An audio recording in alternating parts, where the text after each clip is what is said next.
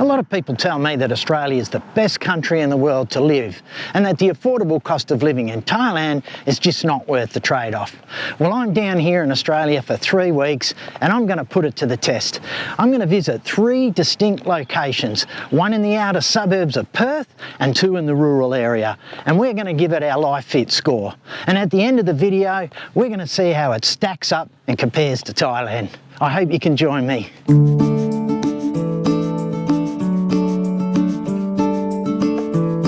After spending the last year travelling through Southeast Asia, I'm back in Australia, and this journey starts in a place that perfectly captures the changes happening across this country. This is Byford. It's 35 kilometres southeast of Perth. This used to be a quiet country town surrounded by dairy farms, horse properties and bushland. Today it's one of the fastest growing communities in West Australia, with thousands of new families moving here in search of the Australian dream. Drive through Byford and you'll see 2 worlds colliding. On one side there's still that country atmosphere that long-time locals remember. On the other, there's a sea of new housing estates stretching further into what was once rural land. G'day Groovers, we are at VFS Global here in Bangkok. It was actually the main reason why we had to rush down to Bangkok is because we have to get someone her biometrics so we can get her to Australia for 3 weeks in June when I want to go back and visit family. So I'm trying to get Patchy there. Now you think that getting a visa in Vietnam or Thailand is hard? Forget about it, it's a piece of cake. Australia, you basically got to give blood to get over there. I think it's all a little bit over the top, but it is what it is. So we're at the final stages of a visa. I did all the visa work for her. And we're just here to get her biometrics. That gets submitted and we'll find out in the next couple of weeks if she's coming with me. I hope so, because I've already booked the tickets. I did that because we're going in June, and if you leave it too late, the ticket's going to be out of control, especially with this fuel shortage that they've created. 6 weeks later, we got the news. Patchy was coming back to Australia with me. This was going to be her first trip outside of Southeast Asia, and I was really excited for her. We jumped back on a bus to Bangkok from Pompasai, then a short 7-hour flight to Perth, West Australia. I was really nervous going back after nearly a year away, but at the same time, I was excited to see my family. G'day everybody, we are at the Bangkok International Airport, and this time we're on our way out of here. This will be Patchy's first time out of Asia, so very exciting times, isn't it, darling? She's pumped. She's more pumped than me, but it was very easy. I love going through this airport. It's so easy. Getting through security, everything, it's just first class. And the service and everything about it is awesome. So get your bums to Bangkok. It's always a fun place to be. I've got to say, the airport's looking rather quiet. I used to come up here once a month and I would depart on this exact same flight, and it was normally crazy, but it looks very quiet.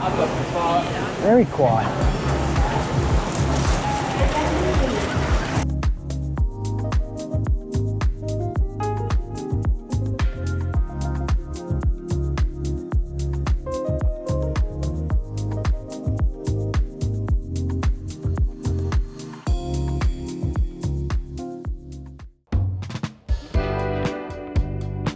Perth is the capital city of West Australia. Home to more than 2 million people, it's one of the most isolated cities on earth, yet it's also Australia's wealthiest. Perth has expanded dramatically over the past decade. West Australians' population has grown from 2.6 million people in 2016 to more than 3 million people today, with much of that growth centred around the metropolitan area. Alright, let's give Byford its Aussie Nomad Life Fit score. We'll start with the first category, cost of living. And when it comes to cost of living, one of the biggest expenses for most people is food. Okay, we are just looking at some prices here. We got the pork ribs over here, which we buy a lot up there in Islam country, is $17 a kilo, but The prices that I'm seeing are pretty good, actually. They're not bad. Look at the avocados here. Avocados are $1.69 each, which is not bad. You can buy a kilo for $6.49. Okay, let's check out the cheese prices. That's our usual check here. So you can see you can get those blocks. This is $6.99 and these are the 500 grams, so they're half a kilo. And I don't mind the cheese. All of their products here at Aldi are pretty good. The cream cheese, love it when I can get it. $2.39. So it's not bad, I tell you. I think we're going to come in front on the food here. Let's have a look at butter. Yogurt as well. The yogurt's not bad. Natural yogurt, $7 for that's a litre. And then I used to buy this bulk, the big Greek yogurts. They're awesome, very nice and good value, $12. So yeah, it's a bit different to, I think they're a little bit different to your Coles and your Woolies. All right, here's your milk, guys. Now that's up there. So there's $7 for 2 litres. That's the A2 milk, but the cheaper stuff, you're paying $3.55. Not bad. That's not bad. It's surprisingly cheap. One thing I did notice is they don't sell bulk meat anymore. Last time I was here, they did. They're just selling individuals for like $8. All right, Groovers, I've got to show you the chocolate prices because they are really, really cheap. Very good price. Look at this, $5. So that's 100 baht. And you're not going to get that in Thailand for the same price. Not a chance. All the same, $5, but beautiful flavours, dark. I'm going to go a little crazy. I love the marzipan because I can't, obviously you just can't get chocolate at a decent price over there. It's actually really expensive in Asia, so I'm going to go to town on it. All right, so last time I was in Thailand, I showed you the beans, which were 35 baht. So here they're 95 cents. I will convert all this.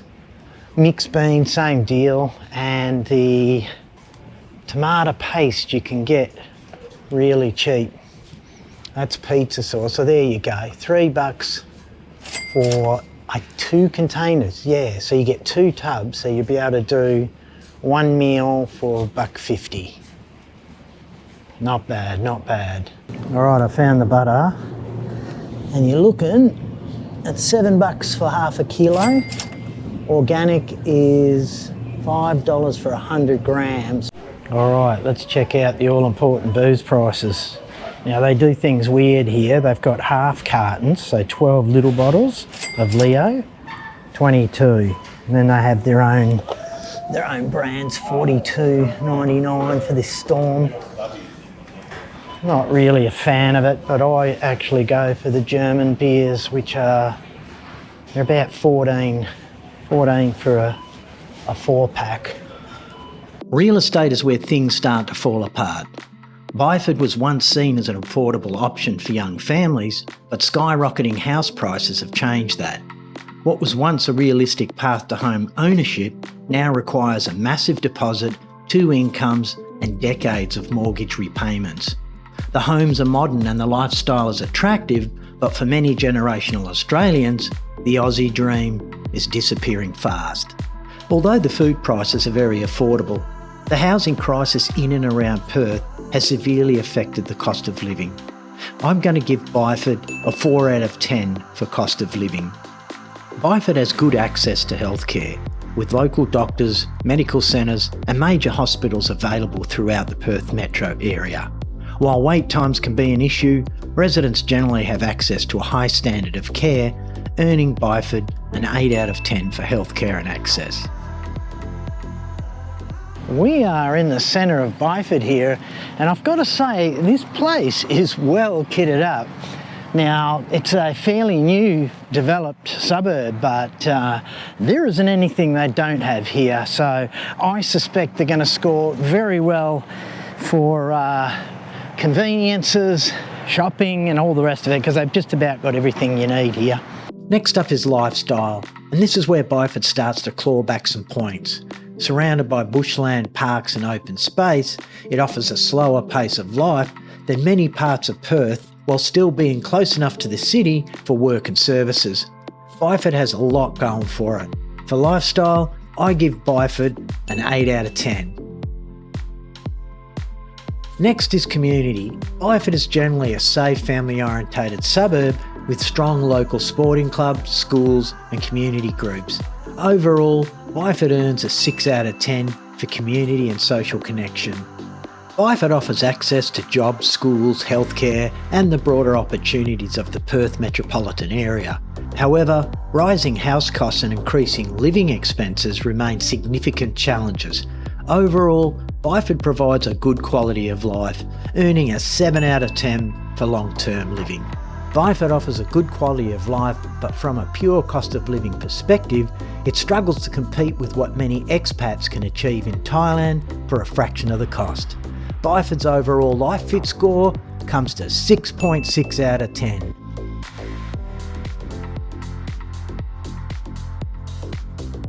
I have to show you something because someone can't wipe a smile off her face this whole trip. She's just been walking around with a massive smile because everything is new to her. How you liking it, darling? You like? Yeah, beautiful. What's the best thing? What's the best thing you like? I like beautiful. I like shop. I like. And look. She's been telling me the place is absolutely beautiful. And of course, you know, Australia's pretty clean country, so that's the first thing you're going to notice here, and I think that makes the difference too. So yes, observation, we're used to it, so it's not a big deal, but for her, yeah, she's absolutely blown away. And it's really nice to be able to share that experience for someone and see their face when they see it for the first time. That's why I love travelling. It's always full of surprises.